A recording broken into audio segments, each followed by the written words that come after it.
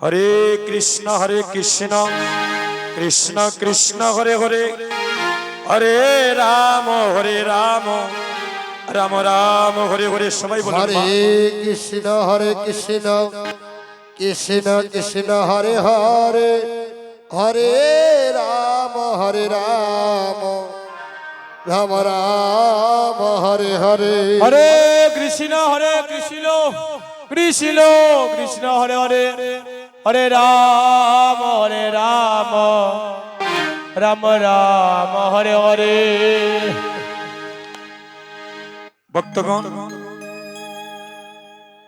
আমার মাতৃমণ্ডলীগণ, আমি সবার শ্রীচরণে আস্তে কেউ কথা বলবেন না। আমার শত সহস্র কোটি ভক্তি নিবেদন করছি। দেখেন,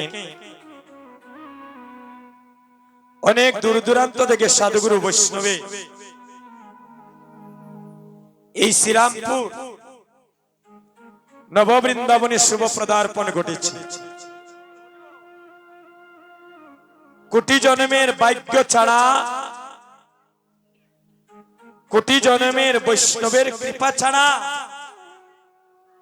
এখনো সাধু সঙ্গ ভক্ত সঙ্গ করার সৌভাগ্য হয় না। প্রভুর চরণে আমাদের মন প্রাণ একটু আত্মনিবেদিত করে রাখি। কীর্তন বস্তুটা কি? যে সময় ভগবানের যে লীলা, যে কীর্তনের উপরে দায়িত্ব তুলে দেওয়া হবে, ওই লীলার ভিতরে আমার ভগবানের কথাগুলো ভক্তের হৃদয় মন্দিরে বুঝিয়ে সুন্দরভাবে পৌঁছে দিতে হয়, যাতে ওই কথা শুনে ভক্তের হৃদয় মন্দিরে যেন কৃষ্ণ প্রেমের ফুল ফুটে। হরিবল।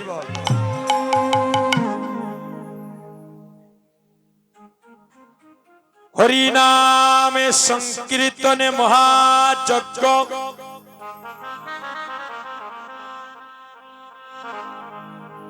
হরিনামে সংকীর্তনে মহাযজ্ঞ, এই কলির যুগেতে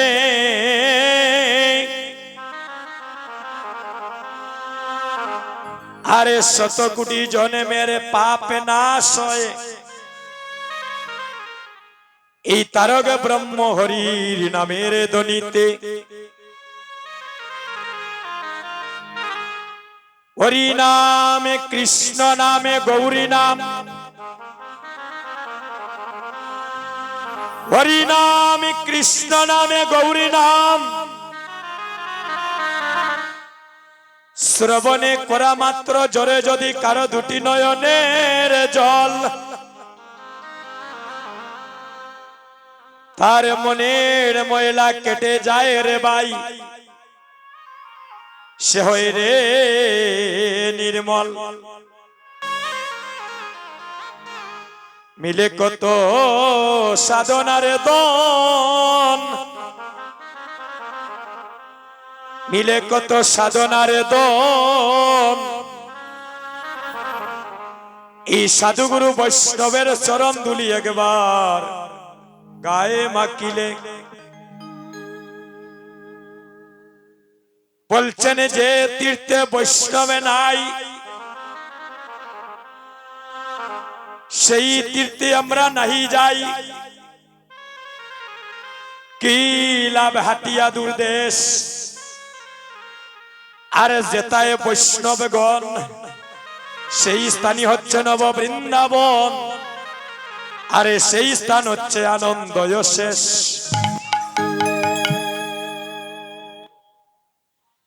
তাই বলছেন গতি নাই, গতি নাই, গতি নাই রে ভাই, এই কলির যুগে হরির নাম বিনে এই কলির জীবের আর মুক্তির কোনো উপায় নাই রে ভাই। হরের নাম হরের নাম হইব কেবলম আরে কলো নাস্তৈব নাস্তৈব নাস্তৈব গতির অন্যতা চক্ষুদান দিল যে জন্মে জন্মে আমাদের সবার গুরু সে আমাদের দিব্য জ্ঞান হৃদয় প্রকাশ হলো। মন দিয়ে কথাগুলো শুনবেন। মহাজন কি বলছেন? আমাদের চক্ষুদান দিল যে জন্মে জন্মে আমাদের সবার গুরু সে আর আমাদের দিব্য জ্ঞান হৃদয় প্রকাশ হলো। মাগো এখানে আমরা যারা মানব কুলে জন্ম নিয়েছি মন দিয়ে কথাগুলো একটু শুনবেন বাবা। আমরাও খুব ক্লান্ত, আপনাদের আশীর্বাদে এই কার্তিক মাস থেকে যে বাড়ি থেকে বাইরে হয়েছি আর বেশ বাড়িতে যাওয়াটা এখনো পড়ে নাই। বৈশাখ মাসের 1 তারিখ পরে গিয়ে আমরা ফ্রি হব। প্রতিদিন কীর্তন, এই যে গতকালকে অভিসার কীর্তন করে মুলিবাজার থেকে আসলাম, আবার আগামীকাল আমাদের শানেশ্বর কীর্তন, এভাবে প্রতিদিন কীর্তন দেবাই। এই যে কীর্তন করি এই কণ্ঠটা তো পিতলের তৈরি নয়, সব জায়গায় ভালো সাউন্ড পাওয়া যায় না। তো যেভাবে কীর্তন করছি আশীর্বাদ করবি, আমরা সবাই মিলে যেন এই নববৃন্দাবন থেকে যেন কিছু আমরা সঞ্চয় করে নিয়ে যেন আপন গৃহ প্রদান করিতে পারি।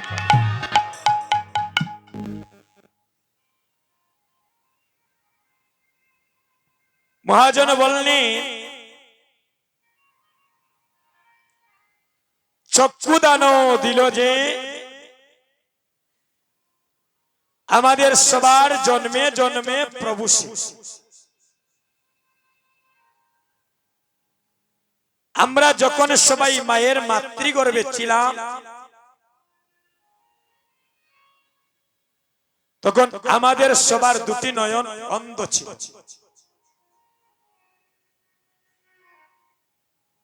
মায়ের মাতৃগর্ভে দুটি দ্বার আছে।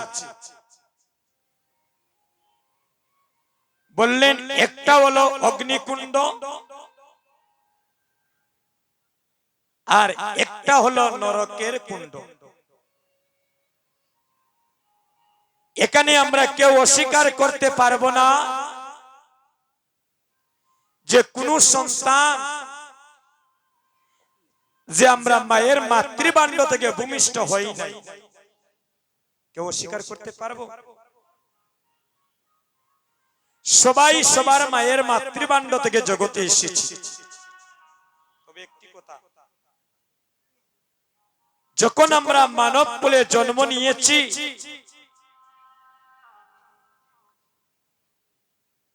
আমরা কখন ধরাধামে আসলাম আমরা জানি।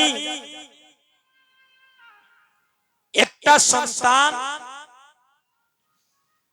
মায়ের মাতৃভাণ্ড থেকে ভূমিষ্ঠ হয় কখন? 10 মাস 10 দিন পরে। হয়তো 7 দিন 10 দিন এদিক সেদিক হইতে পারে নাকি মা? কথাগুলো শুনেন। আমরা যে জগতের বুকে সবাই আসলাম মায়ের মাতৃভাণ্ড থেকে আসার একটা সময় থাকে, বাধা থাকে। 10 মাস 10 দিন পরে না হয় 7 দিন ব্যতিক্রম হয় নাকি? আমরা বুঝতে পারি ওই মায়ের মাতৃভাণ্ড থেকে মহাপ্রভুর করুণায় একটা মানব জাতি জগতে আসতেছে। জন্মের পরে বুঝতে পারি সে অন্ধ না তার নয়ন চক্ষুদান দিয়েছে। জন্মের পরে বুঝতে পারি সে বুবা না সে কথা বলতে পারে। জন্মের পরে বুঝতে পারি তার চরণ দিয়ে চলার শক্তি ভগবান দিয়েছেন, না সে পঙ্গু হয়ে জগতে জন্ম নিয়েছে? কথাগুলো একটু বিচার করবে। কিন্তু মায়ের মাতৃভাণ্ডে যখন থাকি, তখন তো আমরা কেউ বলতে পারি না আমরা জগতে কিভাবে আসছি। কারণ উনি আমাদের দেহটা গঠন করে দিচ্ছেন কে? শ্রীমন গৌরাঙ্গ মহাপ্রভু। সকল মা, সকল পিতা ভগবানের কাছে প্রার্থনা করে সন্তানটা যেন সুস্থভাবে ধরাধামে আসে। মা, জগতে আসার একটা সময়ে বাধা থাকে, কিন্তু ভক্তগণ এই জগৎ থেকে যাবার কিন্তু কোনো সময়ে বাধা থাকে না রে ভাই। 5 বছরের শিশু মারা যায়, 20 বছরের সন্তান মারা যায়, আবার দেখা যায় অনেক সন্তান জন্ম নিয়েও মারা যায়। তার কারণটা কি মা? এটা হচ্ছে কলির যুগ।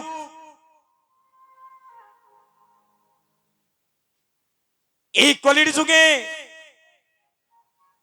অদ্বৈত প্রভু সর্বপ্রথমই দেখলেন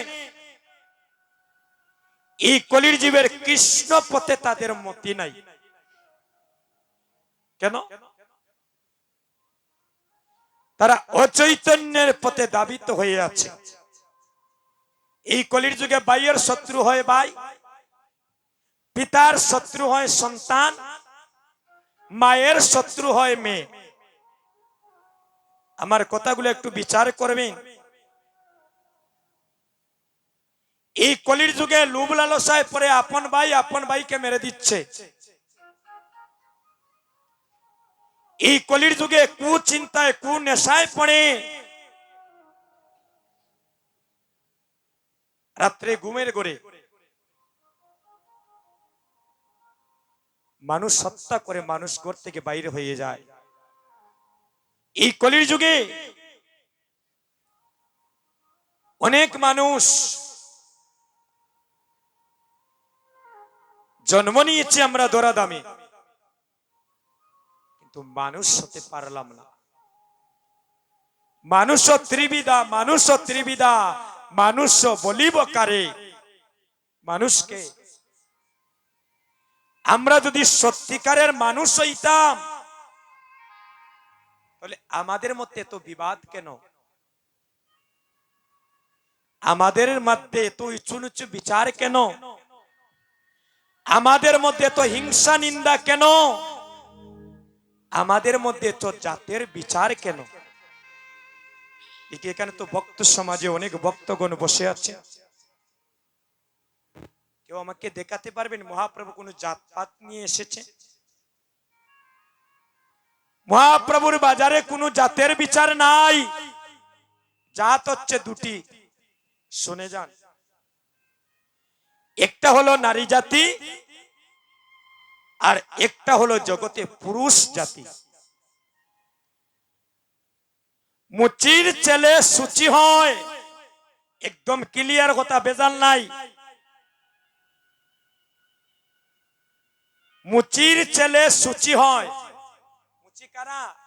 আমরা গ্রামাঞ্চল ভাষায় যাকে বলি উনি পায়ের চপ্পল সেলাই করেন যিনি, তাদেরকে আমরা বলি নাকি বাবা? কিন্তু মহাজন কি বলছেন? মুচির ছেলেও সূচি হয় যদি আমার কৃষ্ণ বোঝে। বুঝতে পারছেন? আর সূচির ছেলে মুচি হয় যদি আমার কৃষ্ণ তেজে। ভক্তগণ, মাতৃমণ্ডলীগণ, যেদিনই ধরাধামে আসলাম, কেউ কোনো জাতের গৌরব আর ধনের গৌরব নিয়ে আসি নাই। আসার সময় একটা নদী পাড়ি দিলাম, ওই নদীটার নাম হলো ভব নদী। আর যেদিন এই জগৎ থেকে চলে যাব দাদা, এই সুন্দর পৃথিবী ছেড়ে যেদিন চির বিদায় নিব, আবার সবাইকে একটা নদী পাড়ি দিতে হয়। ওই নদীটার নাম হলো বৈতরণী নদী। তে মারা যাওয়ার পরে যে নদী পাড়ি দিতাম আমরা টাকা পয়সা সঙ্গে নিয়ে যেতে পারবো নাকি দাদা? শাস্ত্রে বলছেন একমাত্র যাবে মধুর হরিনাম কৃষ্ণ নাম। এ কলির জীব যদি শেষের দিনে যদি তুমি ভব নদী পাড়ি দিতে চাও, একমাত্র তুমি নাম আশ্রয় করো। এই নামেতে মুক্তি, এই নাম তোমাকে সেই দিব্যধামে নিয়ে যাবে। তাই বলছেন গতি নাই, গতি নাই, গতি নাই রে ভাই। আর এই কলির যুগে হরির নামও বিনে এই কলির জীবের মুক্তি নাই রে ভাই। যেদিন মায়ের মাতৃগর্ভে ছিলাম আমাদের সবার মস্তকটা ছিল নিচ দিকে, কেউ অস্বীকার করে এখান থেকে আমরা যেতে পারবো না।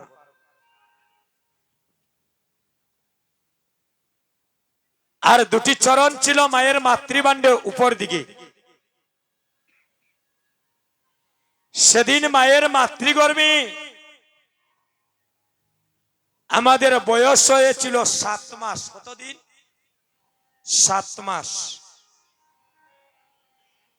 যেদিন আমাদের হাত পা গজিয়েছিল মায়ের মাতৃভাণ্ডে, সেদিন আমরা মহাপ্রভুকে ডেকেছিলাম, হে গোবিন্দ, এই মাতৃজঠরে এই অন্ধকারে আমি জগতের কিছুই দেখতে পাচ্ছি না, আমার এখান থেকে তুমি উদ্ধার করো। যুগে যুগে ভগবান ভক্তের মনোবাঞ্ছা পূর্ণ করেছে। এমন কাতর কণ্ঠে সেদিন আমরা ডেকেছিলাম বাবা। সেদিন আমাদের ডাক শুনে দয়াল গুরুর গুরুরূপে মায়ের মাতৃভাণ্ডে এসে আমাদেরকে প্রথম বলেছিলেন, হে বৎস, তুমি আমায় কেন এভাবে কাতর কণ্ঠে ডাকছো? বলে, ডাকছি প্রভু, এই মাতৃভাণ্ডে আমার যে আর ভালো লাগে না, কারণ এমন ভাবে আমি শুয়ে আছি, না জগতের কিছু দেখতে পাই, না গোবিন্দ ভজন সাধন করার সুযোগ পাই। ওমা, আপনাদের ঋণ আমরা কোনোদিন শোধ করতে পারবো না মা। এই জগতে দুইজন মানুষের ঋণ কখনো শোধ করা যায় না। কয়জন? দুইজন। একজন হলেন গর্ভধারিণী মা, আর আরেকজন হলেন জন্মদাতা পিতা। এই আসরে যারা ভক্তগণ বসে আছেন অনেকে গুরু দীক্ষায় দীক্ষিত হয়েছেন। কারা কারা গুরু দীক্ষা নিয়েছেন একবার হাতটা তুলবেন।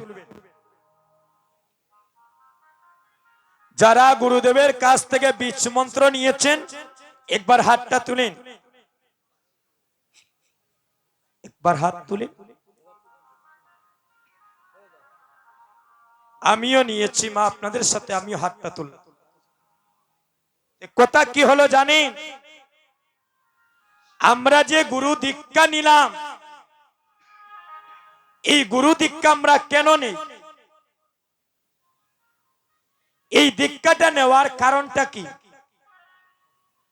আমরা সচরাচর বলে থাকি যে গুরু দীক্ষা না নিলে কৃষ্ণ সেবার অধিকার পাওয়া যায় না, নাকি?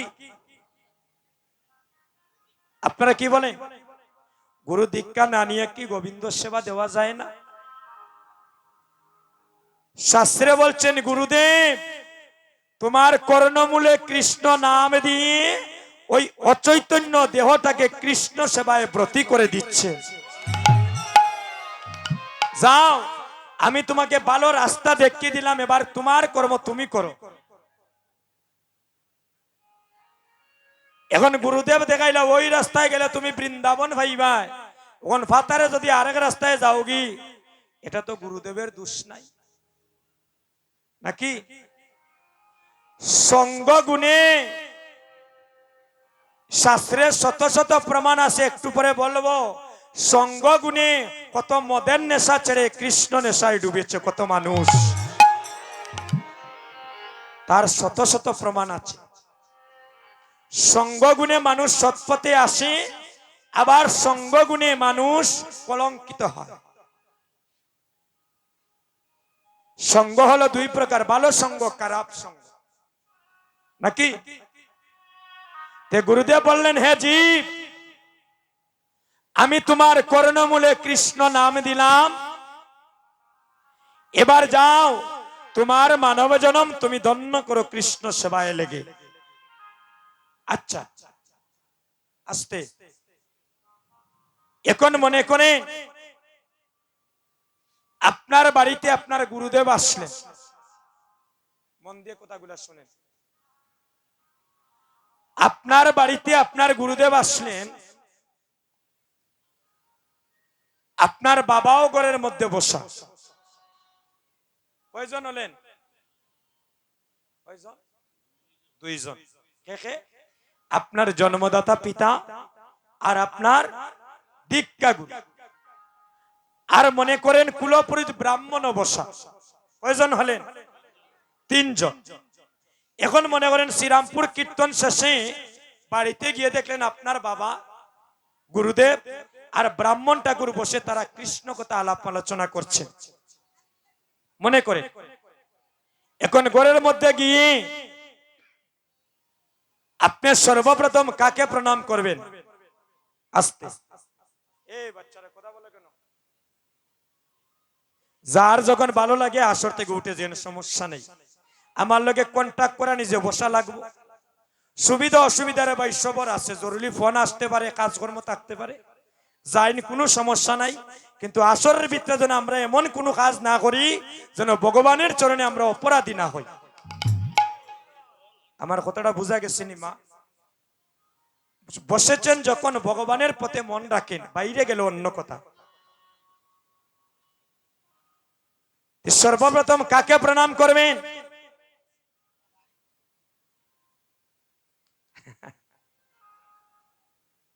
খালি আমরা আনিয়া কীর্তন গাইয়া লাভ আছেন? কীর্তন গাইতে গাইতে শরীরের অবস্থাও খারাপ। যদি কীর্তন শুনে আর কীর্তন দিলেও লাভ হবে না যদি সেটা শোনার মতো যদি শুনতে না পারে। সর্বপ্রথম কাকে প্রণাম করবেন? অনেকে বলছেন গুরুদেবকে। শাস্ত্রে বলছে সর্বপ্রথম তোমার জন্মদাতা পিতাকে প্রণাম করতে হবে, যেটা শাস্ত্রে বলছে। কারণ ওই পিতামাতা যদি তোমাকে জগতে না আনতেন তাহলে তুমি দীক্ষা গুরু পেতে কেমন করে? যদি তোমার জন্মদাতা পিতামাতা সাধনা করে তোমাকে যদি মানব কুলে না আনতেন বাবা, তারপরে না তুমি দীক্ষা গুরু পেলে, জগতে বন্ধু বান্ধব পেলে, সঙ্গের সাথী সবাই পেলে। একটা কথা আছে না শাস্ত্রে, যে মাতা গুরু, পিতা গুরু, গুরু জ্যেষ্ঠ ভাই, আর তার সমান অধিক গুরু আমরা ভজনেতে পাই। এখন আসল কথায় আই, কয়জন আমরা সাধন ভজন পথে থাকি? ঠিক সাধন ভজনে কয়জন থাকি? একজন মায়ের যে স্বামী আছে তার প্রমাণ কি থাকো? একজন মায়ের যে স্বামী আছে তার প্রমাণ কি?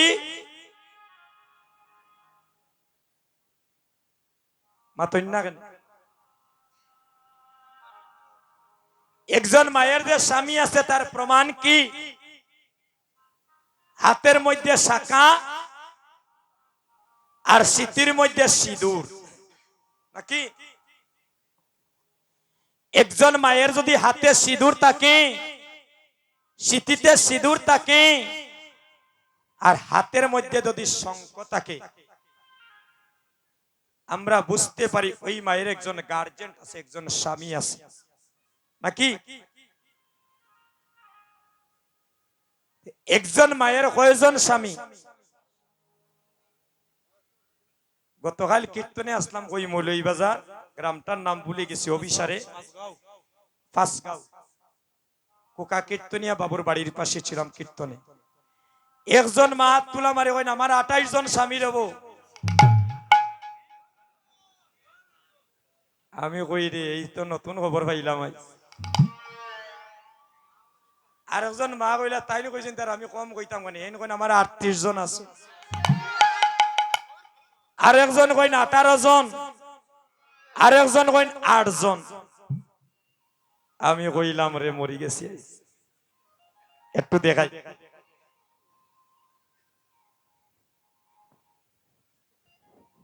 এখন যে মায়ে কইছেন 28 জন, আপনাদের মতো নবীন বয়স হয়তো অনুমান করলাম বেশ বেশি দিন হয় নাই স্বামীর ঘরে এসেছে, 4-5 বছর হবে অনুমান করে যেটা বুঝতে পারলাম। কইলাম গো হোসাইন আপনার 28 জন খেয়ে এখন খালি মুখ লুকান কাপড়ি কান দিয়ে। আমি বললাম আমার কাছে লুকাইয়া রক্ষা পাইলিবা যায় বেটার গোর গোটাইয়া ছাড় দিবনি। আমি বলা না ওই বেশ কিচ্ছু কইলাম না, যে বেটা গত ফাল্গুন বিয়া করিয়া আনছে কইব রে এই গোপন কথা তো আইস প্রথম শুনলাম, আমার বউর আমি বাদে আর 27 জন স্বামী। হ্যাঁ গদা লইয়া কিবা প্যান্ডেল বাইরে উবার বুলাইস বার হইয়া শ্রীরামপুরের মায়েরা খুব সালা ফুলে কইয়া বিপদা নিয়ে লাভ নাই, চুপচাপ তাকাও ভালো।